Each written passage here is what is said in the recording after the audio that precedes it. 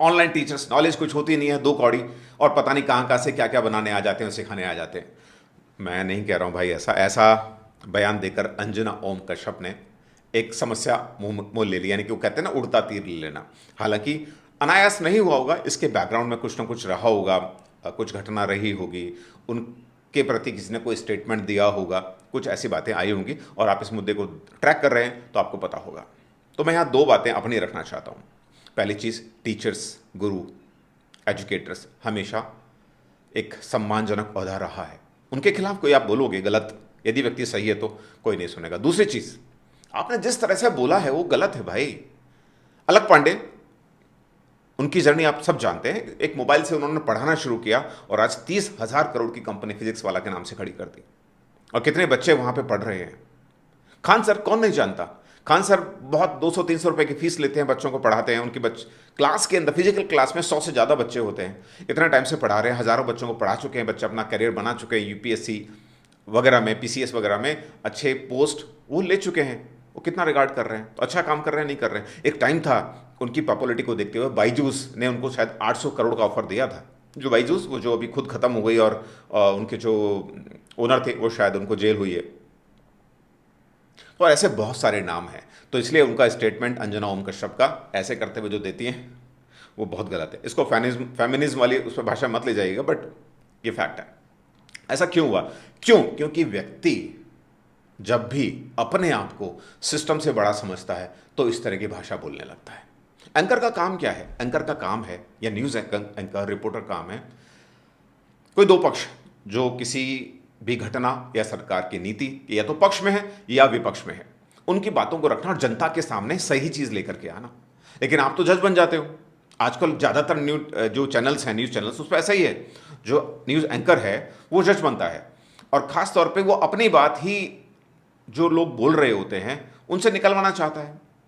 और कई बार मैंने देखा है कि वो मान लीजिए किसी भारत पाकिस्तान या किसी चाइना बॉर्डर इशू पे जब बात कर रहे होते हैं तो एक्सपर्ट पैनल होता है वहाँ पे। कई सारे फॉरेन एक्सपर्ट्स होते हैं वहाँ पे, हमारे रिटायर्ड कर्नल, मेजर जनरल वो होते हैं, मिस्टर जैसे जीडी बख्शी जैसे लोग होते हैं।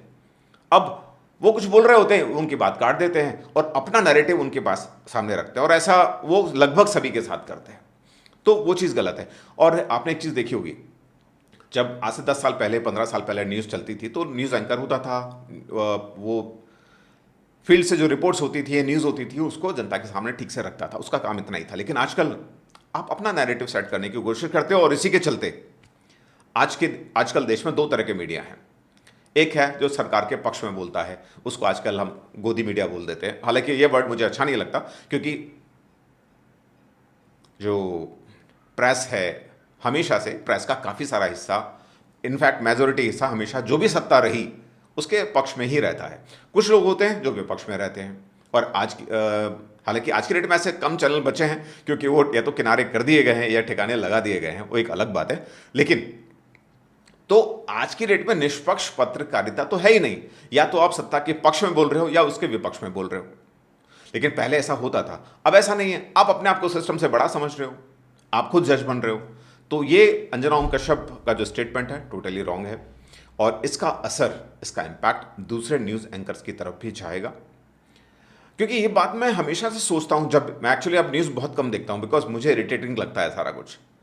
क्योंकि आप एंकर हो, आप न्यूज़ रिपोर्टर हो, आप जज मत बनो, आप सिस्टम से बड़े मत बनो। और क्योंकि टीआरपी की होड़ है ना। और इसका एक ऐसा ही एक्सट्रीम केस, दो एग्जांपल देता हूँ, थोड़ा सा रिलेटेबल है, थोड़ा सा डिफरेंट भी है। अब डायना की, जो प्रिंसेस डायना थे, उसकी डेथ हुई थी, क्योंकि लगभग 50 पापाजी वो जो फोटोग्राफर्स, रिपोर्टर्स के पीछे पड़ गए थे। वो अपने बॉयफ्रेंड के साथ थी और उनकी कार का एक्सीडेंट हुआ, उसके दोनों की डेथ हुई। वो एक अलग केस है। उससे ज़्यादा अतिवादिता आपने देखी होगी नवंबर 2008 में, जब ताज होटल पे कसाब और उसके साथियों ने जब हमला किया था, तो सारे न्यूज़ चैनल्स वहाँ लाइव रिपोर्टिंग कर रहे थे। अब ये हो रहा है, अब कमांडो आ गए हैं, अब ये हो रहा है। बहुत सारे चैनल उस समय बिल्कुल लाइव फीड दे रहे थे। हालांकि जो लोकल हाथवे या डैन नेटवर्क्स, इन लोगों ने उनको नोटिफिकेशन भी जारी किया, सरकार ने भी कहा कि अब लाइव रिपोर्टिंग मत करो। लेकिन इनको तो भाई टीआरपी बढ़ानी है, सबसे तेज कौन, हम सबसे तेज, ये दिखाना है। और उसके चक्कर में हमारे एक जवान शहीद हुआ। क्यों? क्योंकि आप लाइव रिपोर्टिंग कर रहे हो, हेलीकॉप्टर से कमांडो उतर रहे हैं, और सिर्फ ये आप नहीं देख रहे हो, सिर्फ जनता को नहीं दिखा रहे हो, वो जो उन आतंकवादियों के आका थे उनको भी लाइव फीड जा रहा था, वो सब कनेक्टेड थे। तो भाई हालांकि अब ये अतिवादिता तो थोड़ी सी खत्म हो गई है। अच्छा, एक केस और मुझे याद आ गया, हालांकि वीडियो काफी लंबा हो गया, इतना मैं लंबा करना नहीं चाहता था, लेकिन मेरे भावना निकल रही है। कोलकाता में एक आज से शायद 5 साल 10 साल पहले एक व्यक्ति, शायद संजय नाम था उसका, उसको फांसी की सजा हुई थी एक रेप केस के अंदर। लेकिन वो केस लंबा चला, हाई कोर्ट, सुप्रीम कोर्ट, उसके बाद उसने राष्ट्रपति से गुहार लगाई फांसी न देने की। और वो जो केस था मीडिया में इतना चर्चित हुआ कि मीडिया के अंदर वो सारी एपिसोड, जब उसको फांसी हुई तो उसको एक एनिमेशन के जरिए, ग्राफिक्स के जरिए बताया गया कि भाई ऐसे लटकाया, फंदा लटकाया उसने, जो फांसी देने वाले लोग होते हैं उन्होंने खींचा, ऐसे मरा। उसके चक्कर में 2-3 बच्चों ने खेल खेल में अपनी जान दे दी थी।